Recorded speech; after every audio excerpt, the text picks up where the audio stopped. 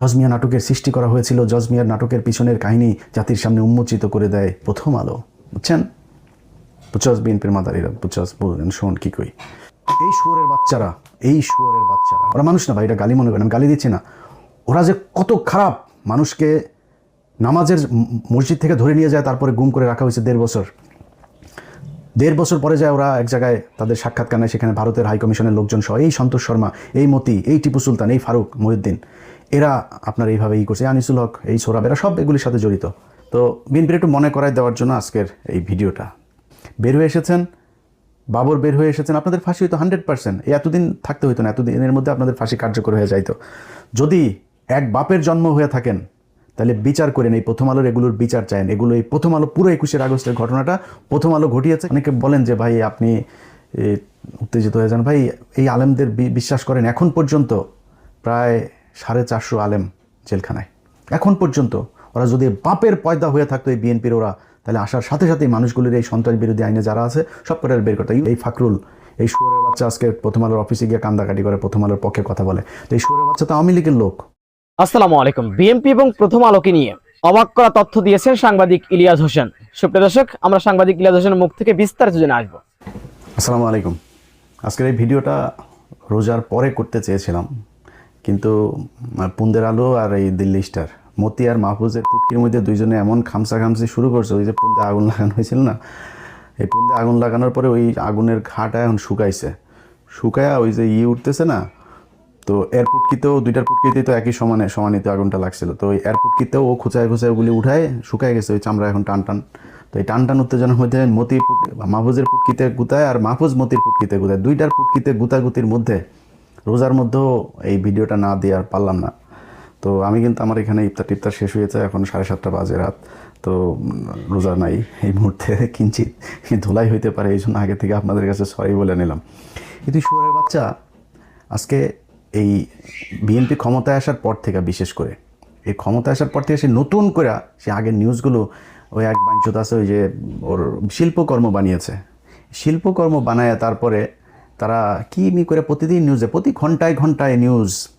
এই মতির পুন্দে আগুন লাগিয়ে গেল কারা, মতির পুন্দের আগুনে পোঙ্গা লাল হয়ে গিয়েছিল, এরপরে পোঙ্গা এখন শুকিয়ে ঘা হয়ে অবস্থা, তারপরে মাহফুজ মতির পুটকিতে আঙুল দিল, নানা নিউজ, 1 ঘন্টা পর নিউজ। আবার সেই নিউজ আবার এত জনপ্রিয় এক পত্রিকা, তারা চিন্তা করেন সে সফল কর্মটর্ম নানান শিরোনামে নিউজ দিয়া এটা আবার কমেন্ট সেকশন অফ করে রাখতে হয়। এই হয়েছে তাদের অবস্থা। তো এই কমেন্ট সেকশন অফ করে রাখে তারা এই নিউজগুলো করেই যাচ্ছে। তাদের, আমার বিশ্বাস, আমার ধারণা যেটা, সেটা হচ্ছে যে বিএনপি তো আবার প্রথম আলোর প্রতি অনেক ভালোবাসা আছে। তাদের জাতির পিতা হইল মতি, জাতির মাতা হইল মাহফুজা নাম, এই দুই পোঙ্গা ঘাওয়ালা দুইটারে বিএনপি তাদের আব্বা আম্মা বানাইছে। তো বিএনপির একটু মনে করাই দেওয়ার জন্য আজকের এই ভিডিওটা। কি করেছিল এই প্রথম আলো এবং ডেইলি স্টার আজকে, আমি ওদের নিয়ে, ওরা তো ধারাবাহিকভাবে দুজনের পুটকিতে গুতাইতে, আমিও দুইটার পুটকিতে একটু গুতাই। হ্যাঁ, আমি ধারাবাহিকভাবে এদের এটা নিয়ে কাজ করতে থাকবো। আপনাদের কাছে অল্প ছোট করে কিছু জিনিস দেখায় রাখি যে কিভাবে খালেদা জিয়া এবং তারেক রহমান, এই দুইজনকে ওরা বিএনপির নেতৃত্ব শূন্যতা করার জন্য যা যা করার দরকার সব করেছিল। প্রথম যেটা আমি 21শে আগস্টের গ্রেনেড হামলা, যেটা সবচাইতে বড় মানে ম্যাসিভ হত্যাকাণ্ডের ঘটনা যেটা ঘটেছিল, সেই ঘটনায় তারেক রহমান এবং খালেদা জিয়া, এই দুইজনকে কিভাবে করা হয়েছিল, ফাঁসানো হয়েছিল, সেটা আমার 21শে আগস্ট নিয়ে একটা 15 মিনিটস করা আছে, প্রায় 45 মিনিটের একটা প্রোগ্রাম। ওইটাতে একদম সবিস্তার ওইখানে সব কিছু আছে, আপনারা আমার ওই ভিডিওটা একটু দেখে নিন। আর আমি আজকে যেই জায়গাটা বলবো সেটা হচ্ছে যে এই ঘটনাকে কেন্দ্র করে বিএনপিকে আপনার জঙ্গি বানানোর জন্য প্রথম আলোর 6 জন মানুষ নিরলস কাজ করে গিয়েছে। এক মতির যুগ্ম সম্পাদক ওই যে সৌরভ, আরেকটা আছে বদমাইশ ওই যে আনিসুল হক, আরেক বদমাইশ মারা গেছে মিজানুর রহমান খান, আর ওদের সিনিয়র সাংবাদিক আছে 2টা, এই ভারতের 71-এ ভারতের ওই দাদাদের গুতায় পয়দা হওয়া, একটা নাম হলো ফারুক, আরেকটা নাম হলো গিয়া টিপু সুলতান, ফারুক মহিউদ্দিন সম্ভবত, এটা নাম মহিউদ্দিন। তো এই শুয়োরের বাচ্চারা, এই পতিতালয়ের জন্ম নেওয়া বাচ্চাগুলা, এদের অনেক বাজেভাবে গালি দেওয়া যায়। ভাই আপনি অনেক সুশীল হয়ে সুন্দর করে বলতে পারেন, আমি পারিনি তাই বললাম না। এরা বাংলাদেশে কয়েকশো খুব দেশপ্রেমিক নিরীহ আলেমকে হত্যা করেছে, এরা এর জন্য দায়ী। আজকে এই তারেক রহমান আর ফাকরুল ইসলামরা বাংলাদেশের ক্ষমতায় এসেছে, তারা জানেও না যে তাদেরকে ফাঁসানোর জন্য, তাদের হাত থেকে ক্ষমতা নেওয়ার জন্য এই প্রথম আলো ডেইলি স্টার কত মানুষকে মেরে ফেলেছে। এই 21শে আগস্টের মামলাতেই আপনারা জানেন কতজন মানুষকে মারা হয়েছে। এই মুফতি হান্নান, আরও কয়েকজন জেলখানায়, সিলেটের জেলখানায় মেরে ফেলা হয়েছে একজন আসামিকে। তারপরে এরকম এই জঙ্গি নাটকের এটাতে এই নাটক সাজাইতে যায় বাংলাদেশে কয়েক হাজার মানুষকে মেরেছে এবং এই মৃত্যুর প্রায় প্রতিটার সাথে প্রথম আলো জড়িত। আমি আজকে 21শে আগস্টের বিষয়টা নিয়ে আপনাদেরকে একটু বলি। আপনাদের নিশ্চয়ই মনে আছে যে জজমিয়া নাটক নামে আমরা একটা নাটক শুনি, যে জজমিয়া নাটক। তো জজমিয়া নাটকটা কি? জজমিয়া নাটক হচ্ছে যে আমরা এই সোহরাব হোসেন এটাতে বেশ 2-3টা লিখেছে এবং সেটা নিয়ে 2019 সালের দিকে আপনার 21 সালে রুহুল কবির রিজভির সাথে বেশ হয়, মানে খুব পাল্টাপাল্টি যুদ্ধ হয়। রিজভি সেটা নিয়ে, সোহরাব হোসেন যখন এই পত্রিকায় লিখলো, লেখার পরে রিজভি আবার সেটার প্রতিবাদ দিয়েছিল। সেই প্রতিবাদটাকেও আবার কাউন্টার প্রতিবাদ, মানে সেটার সমালোচনা করে এই সোহরাব আবার আরেকটা কলাম লিখেছিল। তো সোহরাবের আমরা প্রথম কলামটা একটু পড়ে আসি, আপনারা দেখেন। প্রথম কলামটা হচ্ছে 2016 সালের 21শে আগস্টের দিন এই নিউজটা করেছিল। নিউজের শিরোনাম হচ্ছে 21শে আগস্ট আয়নায় নিজের মুখ দেখুক বিএনপি। আচ্ছা, সেখানে সে লিখেছে, আমি মূল পয়েন্টটা পড়ি, নয়তো এই ইয়েটা অনেক বড় হয়ে যাবে। আচ্ছা, 21শে আগস্ট গ্রেনেড হামলা মামলার 1 যুগ পার হয়েছে, কিন্তু সেদিন যারা নিহত হন তাদের স্বজনেরা এখনও কষ্ট ও যন্ত্রণা ভোগ করে চলেছেন। গত শনিবার প্রথম আলোর ছুটির দিনে কয়েকজন স্বজনহারা মানুষের কষ্টের কথা প্রকাশিত হয়েছে। বুকে জমাট ব্যথা শিরোনামে তাদের কেউ সন্তান হারিয়েছেন। আচ্ছা, তার কলামের আমরা মাঝামাঝি অবস্থানে যাই। সেটা হচ্ছে 21শে আগস্টের গ্রেনেড হামলার মামলাটি এখন আদালতে বিচারাধীন। আইনমন্ত্রী আনিসুল হক বলেছেন, মামলার বিচার শেষ পর্যায়ে রয়েছে। আমার বিশ্বাস, মানে সোহরাবের বিশ্বাস, আগামী কিছুদিনের মধ্যে মামলার রায় হবে। মানে খুব তাড়াহুড়া করছিল।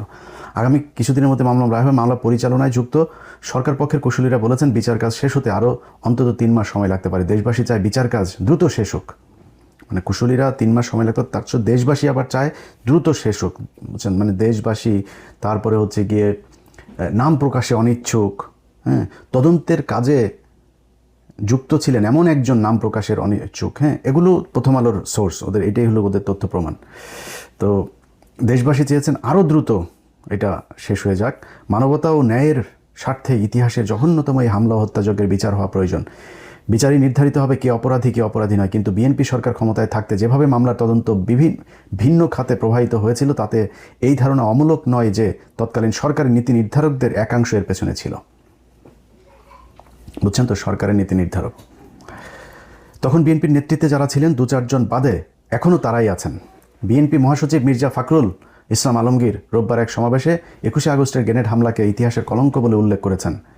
কিন্তু তিনি সেই কলঙ্কের হোতাদের বাঁচাতে কেন বিএনপি আষাঢ়ে গল্প ফেঁদেছিল, কেন জঙ্গি নেতা মুফতি হান্নান ও মাওলানা তাজউদ্দিনদের বাঁচাতে মরিয়া হয়ে উঠেছিল, সেই প্রশ্নের জবাব নেই। বিএনপির বর্তমান নেতৃত্ব জঙ্গিবাদের বিরুদ্ধে জাতীয় ঐক্য মত্ত গড়ে তোলার কথা বলেছেন, কিন্তু 21শে আগস্টের জঙ্গি হামলাকারীদের সঙ্গে তার সম্পর্কটি মীমাংসা না করে কি তা সম্ভব? জঙ্গিদের ইন্ধনদাতা কিভাবে তাদের নিরাপদে দেশ থেকে পার করে দেওয়া লোকদের ফের দলের নেতৃত্বে বসিয়ে কিভাবে বিএনপি জঙ্গিবাদের বিরুদ্ধে জাতীয় ঐক্য গড়ে তুলবে? বুঝছেন তো, মানে বিএনপির জঙ্গিদের ইন্ধনদাতা কিংবা তাদের নিরাপদে দেশ থেকে পার করে দেওয়া লোকেদের ফের দলের নেতৃত্বে বসিয়ে কিভাবে বিএনপি জঙ্গিবাদের বিরুদ্ধে ঐক্য গড়ে তুলবে? বুঝছেন তো কাকে বলছে? মানে তারেক রহমান বিদেশে গেছেন এবং তিনি হচ্ছে এটার কলকাঠি নাড়ছেন। সো কীভাবে ইতিহাসের কলঙ্ক মুছবে? কিছু মানুষকে কিছুদিন বোকা বানানো গেলেও বেশি দিন বোকা বানানো যায় না। বিএনপি নেতারা একবার আয়নায় নিজেদের মুখ দেখুক। এটা হলো সোহরাব হোসেনের কলাম। তো সোহরাব হোসেনের কলামটাতে মূলত সেইখানে বেশ কিছু জায়গাতে আপনার বিএনপির করছে আর কি, মানে বিএনপি যেটার সাথে জড়িত তিনি তথ্য প্রমাণ দিয়ে তারপরে এটা করছে। আচ্ছা, সেটা আপনাদেরকে সোহরাব হোসেনের দ্বিতীয় কলাম যেটা, সেটা হলো 2021 সালের 21শে আগস্ট তিনি একটা নিউজ করেছিলেন। সেই নিউজটার ভেতর, সেই কলামের ভেতরে আপনি দেখেন, আপনাদেরকে পড়াই কিভাবে। গত শতকের 90 দশক থেকে বহুবার বাংলাদেশে জঙ্গি হামলা হয়েছে। 1999 সালে যশোরে উদীচীর সম্মেলনে হামলার মধ্য থেকে জঙ্গিবাদী নৃশংসতার শুরু। 2016 সালে হলি আর্টিজান ট্র্যাজেডির মধ্য দিয়ে এর প্রথম পর্ব শেষ হয়েছে বলা যায়। এরপর জঙ্গিরা বড় ধরনের কোনো হামলা চালানোর সাহস না দেখালেও তৎপরতা একেবারে বন্ধ হয়ে গিয়েছে বলা যাবে না। সুযোগ পেলেই তারা আন্তর্জাতিক সংবাদ মাধ্যমের দৃষ্টি আকর্ষণের চেষ্টা করে। এর সোহরাব, তোর মারে কিসে লাগায়া তারপরে এই বাংলাদেশে জঙ্গি আনছিল আমি জানি না, কিন্তু তোর মারে যদি ভালো জিনিসে তোর এক বাপে লাগায় যদি তোর পয়দা করে থাকে, তুই এটা না বুঝা তো এই লেখাগুলি লিখিস নি, তাই না? এই যে জঙ্গি নাম দেয়া কতগুলি মানুষের জীবন তোরা যে শেষ করছিস, পরিবার 6 মাসের বাচ্চা সহ ঘরের ভিতরে রেখে তোরা বোমা দিয়া মানুষ মারছিস তোদের এগুলির মাধ্যমে। তুই মনে করছিস তোর এগুলি আল্লাহ বিচার করবে না? তুই খুব ভালোভাবে থাকতে পারিস, খুব মনে হবে যেন খুব ভালো অবস্থানে থেকে, তারপরে জানি না তোর অবস্থা কি।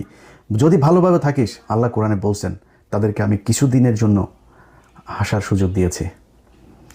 এই দুনিয়া সব কিছু না। এই 70 বছর 80 বছর 90 বছরের দুনিয়ার পরে বিশাল জিন্দিগি পড়ে আছে, ওইটা আসল, ওই জায়গাটা হইলো আসল।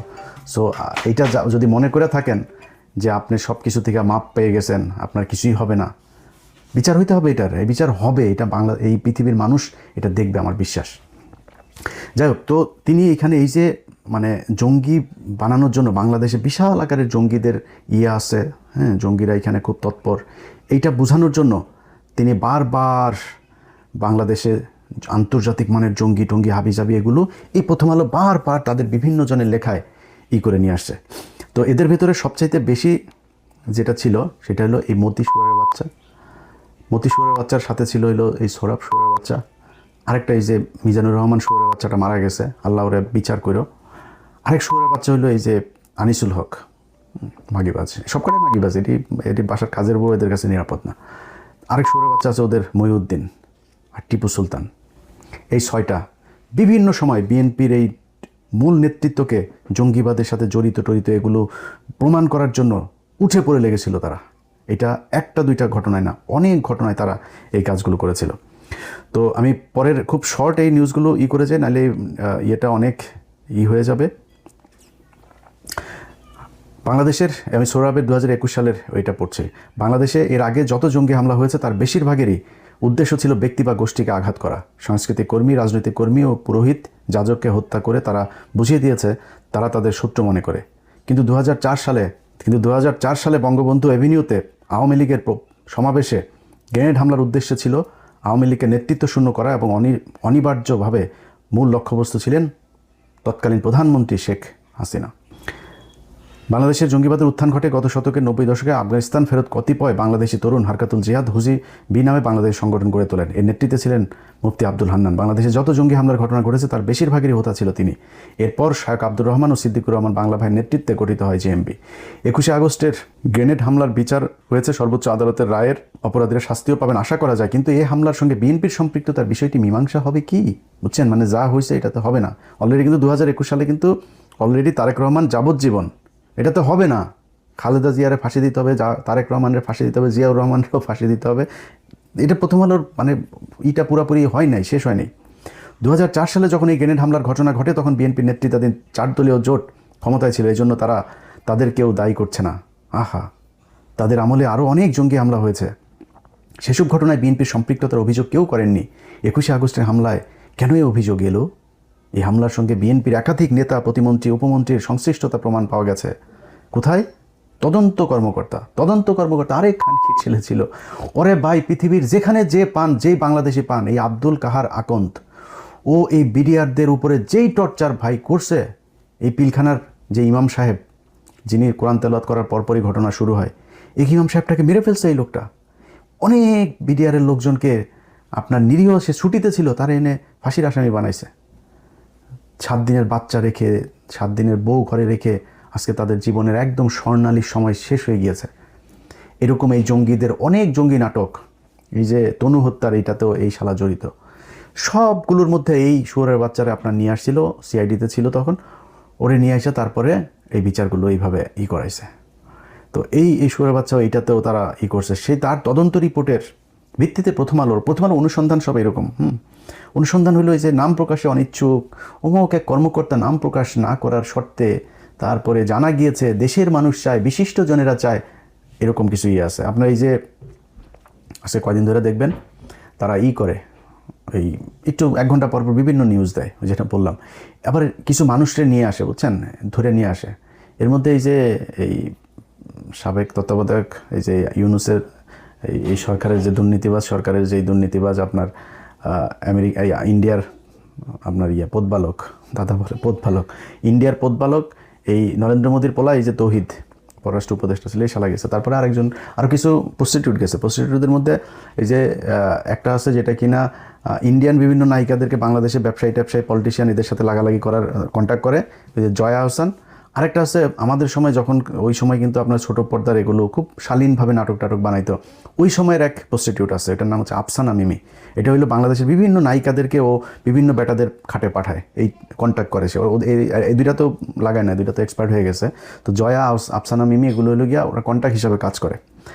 তো এদেরও নিয়ে গেছে, এরকম আরও কিছু প্রস্টিটিউটকে নিয়ে গেছে, আরও কিছু এইরকম যাদের ভিডিও টিডিও আছে, এগুলি প্রথম আলোর অফিসে, যেগুলি প্রথম আলো কলাম লিখবে, প্রথম আলোর অফিসে যায়, প্রথম আলো কোনো প্রোগ্রামে দেখবেন এগুলি সব ওর ভিডিও আছে, নাইলে ওরে প্রথম আলো সাপ্লাই দেয়, নাইলে প্রথম আলো ওই সিন্ডিকেটের মাধ্যমে ওদেরকে সাপ্লাই দেওয়া হয়। এরকম সাপ্লাইয়ের ওরা বিরাট এক সিন্ডিকেট তৈরি করছে। তো এই সিন্ডিকেটের কেউ এখানে যাচ্ছে। তো আমি ওনার ইয়েটা শেষ করি। 2004 সালের সেই ঘটনায় কেন এদের নাম আসলো এটার করতে গিয়ে তারা দেখাইল হচ্ছে তদন্ত কর্মকর্তা রিপোর্টে এসেছেন। তো তদন্ত কর্মকর্তা রিপোর্টে আসার পরে 2004 সালে 21শে আগস্ট গ্রেনেড হামলার ঘটনা যখন ঘটে তখন আমি সংবাদে কাজ করি। দিনের কাজ শেষে যখন পুরানা পল্টন অফিস থেকে বের হই তখনই জানতে পারি বঙ্গবন্ধু এভিনিউতে আওয়ামী লীগের জনসভা গ্রেনেড হামলা হয়েছে। মনে হয় আর একটু পরে যাই আমরা। 21শে আগস্ট গ্রেনেড হামলার পর ক্ষমতাসীন বিএনপির পক্ষ থেকে বলা হয়েছিল এটি আওয়ামী লীগের কাজ। আওয়ামী লীগ জনগণের সহানুভূতি পেতেই নাকি হামলা চালিয়েছিল। পরবর্তীকালে নানা তথ্য উপাত্ত ও আক্রমণে অংশ নেয়া ব্যক্তিদের জবানবন্দি থেকে বেরিয়ে আসে হুজি বি নেতা মুফতি আব্দুল হান্নানি এই হত্যাকাণ্ডের মূল পরিকল্পনাকারী। মানে বুঝছেন তো, ওই যে তদন্ত, ওই যে পুলিশের তদন্ত, এগুলো আচ্ছা উনি তদন্তের উপরে বিশাল বিশ্বাস রাখে। দেখেন কত হিপোক্রেট দেখাচ্ছে আপনার এই নিউজেই, ওর লেখাতেই। এর আগেও মুফতি হান্নান সহ সংগঠনের একাধিক শেখ হাসিনাকে হত্যার জন্য একাধিকবার চেষ্টা চালিয়েছিল। আচ্ছা, অথচ সেদিন ক্ষমতাসীন বিএনপি হামলার সুষ্ঠু তদন্ত না করে সরাসরি আওয়ামী লীগের উপর দোষ চাপায়। বিএনপি কেন দোষ চাপাইছিল সেটা বলি আপনাদের। সরকারের বিভিন্ন বাহিনী, প্রশাসন, গোয়েন্দা সবাই একই সুরে কথা বলেছে। এমনকি বিচারপতি জয়নুল আবেদিনের নেতৃত্বে গঠিত বিচার বিভাগীয় কমিশন দাবি করে বসলো এই হামলার পেছনে কোনো জঙ্গি গোষ্ঠী নেই। দেখেন হিপোক্রেটসির একটা লিমিট থাকা দরকার। সে বলল বিএনপি সরকার বিচার করেনি, অথচ ওর লেখাতেও বলতেছে যে বিএনপি সরকার বিচার বিভাগীয় তদন্ত কমিশন গঠন করছিল।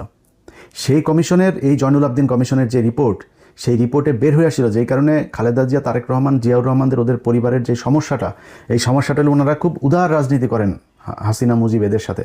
ওদের সাথে উদার রাজনীতি করে ভাই আপনারা পারবেন না। আপনার বাপ উদার রাজনীতি করতে যায় হাসিনারে নিয়ে এসে তারপরে মারা গেছে।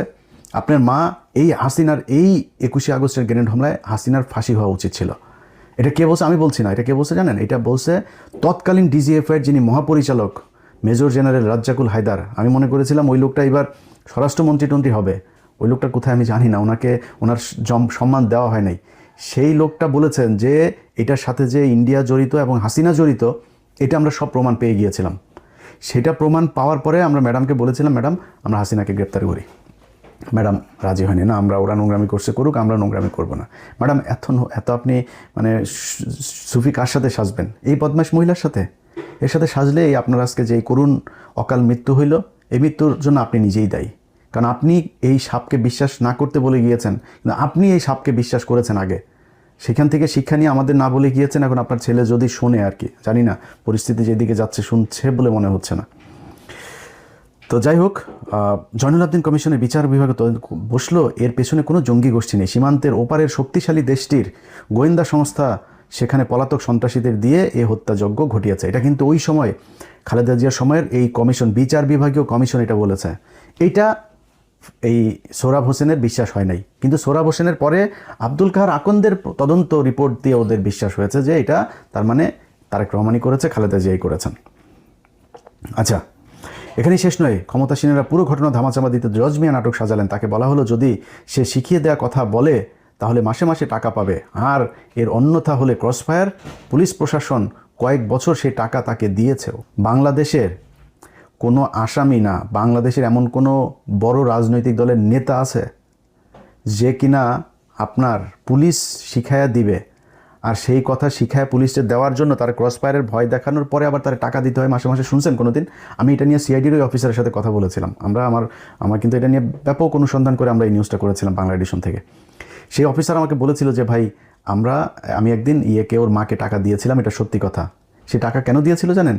জজমিয়া যখন জেলে, ওর মার আসা যাওয়ার খরচও নাই, এই উকিল টুকিল ধরতে খুব খারাপ অবস্থায় সকাল থেকে দুপুর পর্যন্ত বসে আছে। এই লোকের সাথে দেখা হয়েছে, তো কথা বলতে বলতে দেখছে যে মহিলার অবস্থা খুব খারাপ, হাঁপাচ্ছে, বলছে খাওয়া দাওয়া করছেন কিছু খালা না, আচ্ছা ঠিক আছে এই নেন, করে টাকা নেন। এই টাকারে ওরা বানিয়েছে। আর জজমিয়াকে টাকা দিয়ে কিভাবে প্রথম আলো বানিয়েছে সেটা আমার এই অনুসন্ধানে দেখে নিন। সেখানে জজমিয়া আমাদের কাছে স্বীকার করেছে যে প্রথম আলো তাদেরকে 2 লাখ টাকা দিয়ে তারপরে এই সরকারের বিরুদ্ধে এগুলো বলতে শিখিয়ে দিয়েছিল। এটাই হচ্ছে প্রথম আলো। আমরা সেগুলোকে বের করেছিলাম এই 5 তারিখের পর থেকে এই পর্যন্ত। এটা আমাদের অপরাধ হয়েছে। প্রথম আলো আপনাদের ফাঁসি চেয়েছিল, আপনাদেরকে মারতে চেয়েছিল। প্রথম আলো আপনাদেরকে পংক্তি মারলেও তারপরও প্রথম আলো আপনাদের আব্বা, কোনো সমস্যা নেই, চালাইতে থাকেন। আমরা এগুলো দেখব, আল্লাহ যদি বাঁচায় রাখে, সামনে সময় আসবে তো আমরা দেখতে পারবো আশা করি। 2006 সালের আগস্টে এই নাটকের পেছনের ঘটনা ফাঁস করে জজমিয়ার মা প্রথম আলোকে বলেন গ্রেপ্তারের পর থেকেই সিআইডি তার পরিবারকে মাসে মাসে টাকা দেয়। পরবর্তীকালে তদন্তে বেরিয়ে আসে সেই সময়ে সরকার কেবল অপরাধীদের বাঁচাতেই নানা অপকৌশলের আশ্রয় নেয়নি। প্রতিমন্ত্রী, উপমন্ত্রী, সরকার ও প্রশাসনের অনেকেই তৎপরতায় সরাসরি যুক্ত ছিলেন। যে জঙ্গি গোষ্ঠী এই নরমেধ যজ্ঞ ঘটিয়েছে, সেই যজ্ঞের অন্যতম পুরোধা মাওলানা তাজউদ্দিন আহমেদ ছিলেন আব্দুল সালাম পিন্টুর ভাই। পিন্টু ভাই, আপনি তো বের হয়েছেন, আপনার বের হওয়ার কথা না, আপনার ফাঁসি হইতে 100%। বের হয়ে এসেছেন, বাবর বের হয়ে এসেছেন, আপনাদের ফাঁসি হইতো 100%। এতদিন থাকতে হইতো না, এতদিনের মধ্যে আপনাদের ফাঁসি কার্যকর হয়ে যাইতো। যদি এক বাপের জন্ম হয়ে থাকেন তাহলে বিচার করেন, এই প্রথম আলোর এগুলোর বিচার চান। এগুলো এই প্রথম আলো পুরো 21 আগস্টের ঘটনাটা প্রথম আলো ঘটিয়েছে, কিভাবে তারা কি করেছে আমার এই অনুসন্ধানে আছে, ওইখান থেকে দেখে নেবেন। স্বরাষ্ট্র প্রতিমন্ত্রী লুৎফুজ্জামান বাবর অপরাধীদেরকে না ধরে সেদিন বিদেশে পার করে দিয়েছিলেন। বিএনপির নেতারা এখন বলছেন রাজনৈতিক উদ্দেশ্যে গ্রেনেড হামলার সঙ্গে তাদের দলের অমুক নেতাকে জড়ানো হয়েছে, কিন্তু তাদের সবিনয়ে একটি প্রশ্ন করি, গ্রেনেড হামলার পরও তারা পাক্কা 2 বছর সময় পেয়েছেন, এই সময় মামলার তদন্ত কাজ শেষ করলেন না কেন? কানকির ছেলে, ওই যে তুই একটু আগে বললি যে বিচার বিভাগীয় তদন্ত পর্যন্ত করছে, তুই এখন বলতেছিস যে করলেন না কেন? করে নাই মানে কি? তদন্ত করছে, তদন্তকারী কর্মকর্তা রিপোর্ট দিচ্ছে, বিচার বিভাগীয় তদন্ত কমিশন রিপোর্ট দিচ্ছে, আবার তুই বলতেছিস বিএনপি করেনি। বিএনপি করছে তো। বিএনপি যেটা করে না, বিএনপির উচিত ছিল ওই কমিশন যে রিপোর্ট দিয়েছিল সেই রিপোর্ট অনুযায়ী ভারতীয় হাই কমিশনারকে তলব করা, শেখ হাসিনাকে গ্রেপ্তার করা, যারা যারা এটার সাথে জড়িত পুরো রয়ের এই সেটআপকে ধরা। করেন নাই, এটাই করেন নাই, সারা বিচার তদন্ত করেছিল বিএনপি।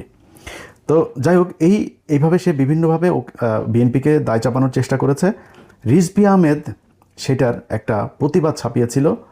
সেই প্রতিবাদটা ছাপানো হয়েছিল 26শে সেপ্টেম্বর 2021 তারিখে, অর্থাৎ আগস্টের 21 তারিখে 2021 সালে সোহরাব হোসেনের কলামটা লিখে পরের মাসে রিজভী এটা করেছিল। সেখানে তিনি বলেছিলেন, আমি কয়েকটা পয়েন্ট আপনাদেরকে শোনাই। সম্প্রতি প্রথম আলোর যুগ্ম সম্পাদক সোহরাব হোসেন একটি উপসম্পাদকীয়তে জানতে চেয়েছেন 21শে আগস্টের দায় বিএনপি এড়াবে কিভাবে। উপসম্পাদকীয়তে যে ভাষা লেখা হয়েছে তাতে যদিও মনে হয়নি তিনি জানতে চেয়েছেন, বরং নিজের মতো করে সিদ্ধান্ত নিয়ে বিএনপিকে দোষারোপ করাই ছিল তার উদ্দেশ্য। এক্স্যাক্টলি, এটা কোনো সাংবাদিকের ভাষা না। সাংবাদিক যেভাবে মানে প্যাসিভ ওয়েতে কথা বলবে, তিনি সরাসরি সম্পৃক্ততা করে তিনি বিচার করে দিয়েছেন। তিনি তার ভুল তথ্য সমৃদ্ধ লেখায় কয়েকটি বিষয়ের অবতারণা করেছেন এবং সেগুলোর প্রতিটির দায় বিএনপির নেতৃত্বকে দিয়েছেন। এই লেখা রাজনৈতিক উদ্দেশ্যে তৈরি, কাল্পনিক, বানোয়াট ও মনগড়া। এই প্রতিবেদনটিতে ভুল তথ্যগুলো ধরিয়ে দেওয়া হয়েছে। এই প্রতিবাদটিতে যে প্রতিবাদ ছাপিয়েছে, 1 নম্বর, সোহরাব হাসানের পুরো উপসম্পাদকীয়তে মূল ভিত্তি হচ্ছে আওয়ামী লীগের মনোনয়নপত্র কেনা পুলিশ কর্মকর্তা আব্দুল কাহার আকন্দের তদন্ত প্রতিবেদন। এক্স্যাক্টলি, যেটা আমি একটু আগে বললাম, ওই আব্দুল কাহার আকন্দ, ওনার মূল তদন্ত ওর তদন্ত রিপোর্ট অনুযায়ী, এটাই প্রথম আলোর রিপোর্ট। এই হামলার সঙ্গে বিএনপি একাধিক নেতা, প্রতিমন্ত্রী, উপমন্ত্রী সংশ্লিষ্টতা প্রমাণ পাওয়া গেছে মামলার তদন্ত ও সাক্ষ্যে। সোহরাব হাসানের উচিত আওয়ামী লীগের নেতাদের বক্তব্যের পাশাপাশি এই মামলার রায়ের 897 পৃষ্ঠার পর থেকে বিবাদী পক্ষের সাক্ষীদের দাবিগুলো পড়ে দেখা। এই পুরো মামলা মূলত টিকে আছে মুফতি হান্নানের দ্বিতীয় জবানবন্দির উপর ভিত্তি করে, যে সাক্ষ্য আদায় করা হয়েছিল আওয়ামী ক্ষমতায় আসার পর 2.5 বছরের মাথায় 2011 সালে। মুফতি হান্নানকে রিমান্ডে নিয়ে ভয়াবহ নিপীড়ন নির্যাতনের মাধ্যমে মুফতি হান্নান আদালতে সবার সামনে 2010 সালে আগস্ট মাসে দাবি করেছিলেন রিমান্ডে নিয়ে নির্যাতন করে তার শরীরের একটি অংশ অবশ করে দেওয়া হয়। সত্যি কথা এটা, আমি এটা পড়তে গেলে অনেক লম্বা হয়ে যাবে, আমি লম্বা করছি না। মূলত এই মুফতি হান্নানকে ধরে নিয়ে তাকে এইভাবে মেরে ধরে অবশ করে 2007 সালের পরে, এবং এইটার কিন্তু প্রথম আলোর নিজের স্বীকারোক্তি আছে, আমার এই অনুসন্ধানে আছে প্রথম আলো কীভাবে এই নাটকটা সাজিয়েছে।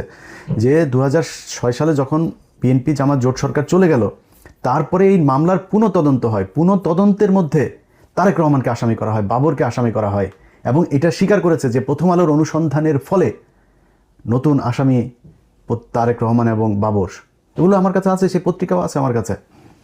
এইভাবে তারা এই মামলায় তাদেরকে নিয়ে এসেছে কিসের ভিত্তিতে? মুফতি হান্নানের জবানবন্দির ভিত্তিতে। মুফতি হান্নান কি জবানবন্দি দিল? ওই পিন্টুর বাসায় তাদের হয়েছে, সেই ইয়ের প্রেক্ষিতে সেখানে বসে তাদেরকে তারেক রহমান, খালেদা জিয়া বিভিন্ন একদম দলের উপর থেকে তাদেরকে নির্দেশনা দেওয়া হয়েছে, টাকা দিয়েছে এখানে পাকিস্তান থেকে, তারপরে সৌদি আরব থেকে, তুরস্ক থেকে, কুয়েত থেকে নানান ধরনের গাঁজাখুরি গল্প সাজায়া এই মুফতি হান্নান লোকটার মেরে ফেললো। কয়েকজন আলেমরা আছে ভাই, এগুলি যখন অনেকে বলেন যে ভাই আপনি উত্তেজিত হয়ে যান, ভাই এই আলেমদের বিশ্বাস করেন এখন পর্যন্ত প্রায় 450 আলেম জেলখানায় এখন পর্যন্ত। ওরা যদি বাপের পয়দা হয়ে থাকতো এই বিএনপির, ওরা তাহলে আসার সাথে সাথেই মানুষগুলির এই সন্ত্রাস বিরোধী আইনে যারা আছে সব করে বের করতে। ইউনুস তো মানুষের সুদা না, ওটা তো আগেই বলেছে, এটা তো আর বলে লাভ নেই, ওটা যা বলার শেষ। এখন এই বিএনপির হাতে তো সেই সুযোগগুলো, এরা নতুন করে প্রথম আলোর সাথে প্রীতি করে, প্রথম আলোর সাথে। আরে ভাই আপনি ঘটনা ধরে তারপরে জজমের নাটকের এটা তদন্ত করেন, টিপু সুলতান কট খাবে, মহিউদ্দিন কট খাবে, প্রকাশক হিসাবে কট খাবে, আপনার মতিউর কট খাবে। এরপরে যা আসে হইলো, একটা তো মরছে সৌরা, বার হইল গিয়া ওর নাম কি আনিসুল হক। এই দুইটা যে 2 কলাম লিখেছে, আনিসুল হকের কলামটা শেষ না করে কেমনে শেষ করি, আনিসুল হকের কলামটা আপনাদেরকে শোনাই। আমি কিন্তু এগুলো খুব যত্ন করে রেখে দিই, বুঝছেন, আপনারা সুন্দর করে রাখেন। বিএনপি লোক মাঝে মধ্যে পড়েন, এগুলো পড়লে মনে হবে যে আপনাদের যে সেটার মধ্যে যে বাম্বু ঢুকাইছিল প্রথম আলো, ওটা তাহলে তখন মনে হবে। দেখেন প্রথম আলো মিজানুর রহমান খান, মিজানুর আমাদের তো মারা গেছে, ইয়েরটা দিই, আনিসুল হকেরটা দিই। আনিসুল হকের রায়, ইতিহাসের দায় মোচনের রায়, বুঝছেন, শিরোনাম 2018 সালের অক্টোবরের 10 তারিখে তিনি লিখেছিলেন এটা। 14টা বছর জাতির ইতিহাসে এক ভয়াবহ কলঙ্কের ভার বহন করে চলেছে। 2004 সালে 21শে আগস্ট ঢাকার বুকে যা ঘটেছিল তা মনে করলেও শরীর শিউরে ওঠে, বিবেক হয়ে পড়ে যন্ত্রণাদগ্ধ। আওয়ামী লীগ সভানেত্রী, সেই সময় প্রধান বিরোধী দলের নেত্রী শেখ হাসিনাকে হত্যার উদ্দেশ্যে গ্রেনেড ছোড়া হয়েছে জনসভায়। শেখ হাসিনা সহ অন্য কেন্দ্রীয় নেতৃবর্গকে একসঙ্গে খতম করে আওয়ামী লীগ তথা তৎকালীন বিরোধী দল তথা জাতিকে নেতৃত্ব শূন্য করে দেওয়ার কি ভয়াবহ উদ্বেগ, নীলনকশা, ষড়যন্ত্র, গ্রেনেড জোগাড়, হামলা, অপরাধীদের পালিয়ে যেতে সাহায্য করা এবং অবশেষে ঘটনার দায় খোদ আওয়ামী লীগ আর ভারতের কাঁধে চাপিয়ে দেওয়া। ভারতের মারে সুইটা তারপরে জন্ম দিয়েছে, এখানে ওদের ভারতের জন্য খুব দয়া। এই যে সোরার বাচ্চা একই কাজ করছে। ও দেখেন ভারতের কথা আসছিল ওই যে জয়নুল আবদিনের বিচার বিভাগীয় কমিশনের রিপোর্টে, এই জন্য ভারতের নামটা আসলে ওদের হয়ে ভারতের, ওরা তোর মা ছিল লাগাইছে, লাগানোর পরে তো করে দিছে। তো যাই হোক, মেজাজ খারাপ হয়ে যায় আসলে। রক্তের স্রোত বয়ে গেলে আরেক আগস্টে এই বাংলায় গ্রেনেড বিস্ফোরণ, ধোয়া, স্প্লিন্টার, আর্তনাদ, নেতা নেত্রীর ঘিরে ধরলেন সভানেত্রীকে, রচনা করলেন মানব বর্ম। কি সুখে চাচ্ছন্ন এক স্ক্রিপ্টে ভাই। 2004 সালের 21শে আগস্টের সেই বিকেলে রাজধানীর বঙ্গবন্ধু এভিনিউ আওয়ামী লীগের সমাবেশে এই গ্রেনেড হামলায় ঢলে পড়লেন আওয়ামী লীগের মহিলা বিষয়ক সম্পাদক আইমি রহমান। মৃত্যুর আগে উড়ে গেছে তার হাতমাত পাহামাগুলি, উড়ে গেছে। ওই মাল কিন্তু আবার শেখ মুজিবের মাল ছিল, বুঝতেন, ওই জিল্লুর রহমানের সাথে শুইতো না। এই পাপন কিন্তু শেখ মুজিবের পোলা, ডিএনএ চেক করেন 100% শেখ মুজিবের সাথে মিলা যাবে। এটা নিয়ে শেখ মুজিবের এই ফজিলাতুন্নেসার সাথে গ্যাঞ্জাম হয়েছে। এবং এই হাসিনা যখন 81 সালে দেশে আসে, এটা কিন্তু এই মতিউর রহমান রেন্টুর বইতে, আমি কিন্তু আমার বানানোর কথা বললাম, মতিউর রহমান রেন্টুর বইতে যখন আইবি রহমান আসছে শেখ হাসিনা ভারত থেকে আসার পরে, ও এখানে এসেছে কেন, ওকে সরে যেতে বলো, ও আমার মায়ের একটা দিনও শান্তিতে যেতে দেয়নি। কোট আনকোট বললাম, ওই মতিউর রহমান রেন্টুর আমার ফাঁসি চাই বইতে লেখা আছে। এটা বানায় বলি না, আওয়ামী লীগের ভাইরা খেপেন, আপনার বঙ্গবন্ধু কিন্তু মাথায় কিন্তু আলুর দোষ ছিল, এটা সত্যি কথা। তো যাই হোক, এই মাগে মারা গেছিল ওই দিন। এখন রাজনীতি এত নিষ্ঠুর, মানুষ এত নৃশংস হতে পারে? ওই হামলায় 24 জন নিহত হন, আহত হন বঙ্গবন্ধু কন্যা শেখ হাসিনা সহ আওয়ামী লীগের কয়েক শত নেতাকর্মী। তাদের অনেকে আজও শরীরে গ্রেনেডের স্প্রিন্টার নিয়ে দুঃসহ জীবনযাপন করছেন। জাতির বিবেকই যেন স্প্রিন্টার বিদ্ধ হয়েছিল। পুরো জাতি চেয়েছে এই কলঙ্কের দায় থেকে মুক্তি পেতে। আর কি সাংঘাতিক ব্যাপার, এই হামলা ও হত্যাকাণ্ডের জন্য উল্টো দায়ী করা হয়েছিল আওয়ামী লীগকেই। জজমিয়া নাটকের সৃষ্টি করা হয়েছিল। জজমিয়ার নাটকের পিছনের কাহিনী জাতির সামনে উন্মোচিত করে দেয় প্রথম আলো, বুঝছেন? বুঝছস বিএনপির মাদারিরা, বুঝছস, বললেন শোন কি কই। তারপর আস্তে আস্তে আমরা জানতে পারি এই ঘটনার সঙ্গে যুক্ত ছিল তৎকালীন বিএনপি জামাত সরকারের অনেক গুরুত্বপূর্ণ নেতা ও ব্যক্তি। তারা ষড়যন্ত্র করেছে, ঘটনার নীল নকশা প্রণয়ন করেছে, হামলাকারীদের নিযুক্ত করেছে, গ্রেনেড সরবরাহ করেছে, তারপরে হামলাকারীদের নিরাপদে সরে পড়ার ব্যবস্থা করেছে, বিচারকে বিভ্রান্ত করেছে, প্রকৃত দোষী ব্যক্তিদের আড়াল করার চেষ্টা করেছে, নিজের উপরে নিজেই বোমা মেরেছে। আওয়ামী লীগ এই বিভ্রান্তি ছড়ানোর অপপ্রয়াস পেয়েছে। ধর্মের কল বাতাসে নড়ে, তবে এই বিচার কার্য শুরু হয়েছে 2007 সালে তত্ত্বাবধায়ক সরকারের আমলে। তার উপর কেটে গেছে 11টা বছর। আজ 10 অক্টোবর 2018 মামলার রায় হলো। আওয়ামী লীগের সভানেত্রী শেখ হাসিনাকে হত্যার উদ্দেশ্যে 21 আগস্ট চালানো গ্রেনেড হামলা মামলায় সাবেক স্বরাষ্ট্রমন্ত্রী লুৎফুজ্জামান বাবর, আব্দুল সালাম পিন্টু সহ 19 জনের মৃত্যুদণ্ড দিয়েছে আদালত। এই মামলায় বিএনপির ভারপ্রাপ্ত চেয়ারম্যান তারেক রহমান, হারিস চৌধুরী, সাবেক সাংসদ কায়কোবাদ, এই যে আজকে ধর্মমন্ত্রী হয়েছে যিনি, 19 জনের যাবজ্জীবন কারাদণ্ড, সবকটা জেলে থাকার কথা ছিল, ওনারা আজকে মন্ত্রী প্রধানমন্ত্রী হয়েছেন। প্রথম আলোর কল্যাণে প্রথম আলো ওনাদেরকে প্রধানমন্ত্রী বানাইছেন। শেখ হাসিনা এবং তার সরকারকে ধন্যবাদ দিতে হবে, স্বয়ং শেখ হাসিনাকে হত্যার জন্য সংঘটিত হামলার বিচারও আদালতের মাধ্যমে হয়েছে। যেমন আইনানুগ বিচারের মাধ্যমে বছরের পর বছর বিচার কার্য পরিচালনা করে বঙ্গবন্ধু হত্যা মামলার রায় কার্যকর করা হয়েছে। যুদ্ধাপরাধীদের বিচারও প্রকাশ্য আদালতে হয়েছে এবং হচ্ছে। কোনো শর্টকাট বিচার পদ্ধতি বেছে না নিয়ে সরকার যে আইনানুগ বিচারিক পদ্ধতিকে বেছে নিয়েছে এবং কার্যকর করেছে, সেজন্য আমরা অবশ্যই সরকারের প্রশংসা করব। আইনানুগ বিচারের মধ্য দিয়ে জাতি আরেকটা কলঙ্কের মোচন করবে। তবে দাগ মুছলেই পুরোটা কি মুছে যাবে? না না, বিএনপির লাগাইতে হবে, বুঝছেন? মানে দেখেন কি বলে, ওই দিন এই ষড়যন্ত্রকারীরা শুধু যে 24 জনকে হত্যা করেছে, শত শত মানুষকে আহত করেছে, পঙ্গু করেছে, তা তো নয়। সভ্যতার ইতিহাসকে তারা কলঙ্কিত করেছে এবং বাংলাদেশের রাজনীতি থেকে শান্তিপূর্ণ সহাবস্থান এবং সমঝোতার শেষতম সম্ভাবনাকেও চিরতরে হত্যা করেছে। সেই ক্ষতি আর পূরণ হবার নয়। আদালতে বিচার হয়েছে, আদালত শাস্তি দিয়েছে নানা মেয়াদের। এর প্রতিক্রিয়া হওয়া উচিত আইনানুগ। যদি কেউ রায়ে অসন্তুষ্ট হন, তিনি বা তার উচ্চ আদালতে আপিল করতে পারবেন। আইনি বিচার রায়ের কেউ যদি প্রতিবিধান চান, সেটাও চাইতে হবে বিচারিক প্রক্রিয়ার মাধ্যমে। 21 আগস্টের আঘাতে আমাদের হৃদয়ে এখনও ক্ষত বিক্ষত। এই বিচার প্রক্রিয়া এবং এই রায় ঐতিহাসিক, কারণ এটা জাতির উপর চেপে বসা ইতিহাসের দায় শোধ করার প্রক্রিয়ার একটা অংশ। ইতিহাসের কলঙ্ক মোচনের একটি প্রয়াস। অশ্রু মুছে বেদনাহত চিত্তে আমরা এই রায়কে স্বাগত জানাই। আনিসুল হক, কথা সাহিত্যিক, প্রথম আলোর সহযোগী সম্পাদক, মাদার ছেলে। এই হয়েছে গিয়ে অবস্থা। এই শুয়োরের বাচ্চারা ওরা মানুষ না ভাই, এটা গালি মনে করেন, আমি গালি দিচ্ছি না। ওরা যে কত খারাপ, মানুষকে নামাজের মসজিদ থেকে ধরে নিয়ে যায়, তারপরে গুম করে রাখা হয়েছে 1.5 বছর পরে যায় ওরা এক জায়গায় তাদের সাক্ষাৎকার নেয়, সেখানে ভারতের হাই কমিশনের লোকজন সহ এই সন্তোষ শর্মা, এই মতি, এই টিপু সুলতান, এই ফারুক মহিউদ্দিন, এরা আপনার এইভাবে করছে। আনিসুল হক, এই সোহরাব, এরা সব এগুলির সাথে জড়িত। এইভাবে মানুষ হত্যার সাথে তারা জড়িত ছিল। বাংলাদেশকে তারা জঙ্গি রাষ্ট্র বানানোর জন্য গেল কয়েক বছর ধরে যেই কলকাঠি নেড়েছে, যেই মানে ষড়যন্ত্র করেছে, এটার জন্য তাদের রাষ্ট্রদ্রোহ বিচার হওয়া দরকার। এই বিচার হয় নাই দেখেই তারা এই বালের পন্দের আলোতে আগুন দেওয়ার এই ক্ষত নিয়ে তারা এখন পুটকি খাউজায় চুলকায় এগুলো করে। এই পুটকি চুলকানোর এদেরকে, এটা বিপ্লব, এটা কোনো আগুন না, এটা বিপ্লব। এই বিপ্লব বারবার প্রথম আলো ডেইলি স্টারের উপর ফিরে আসবে।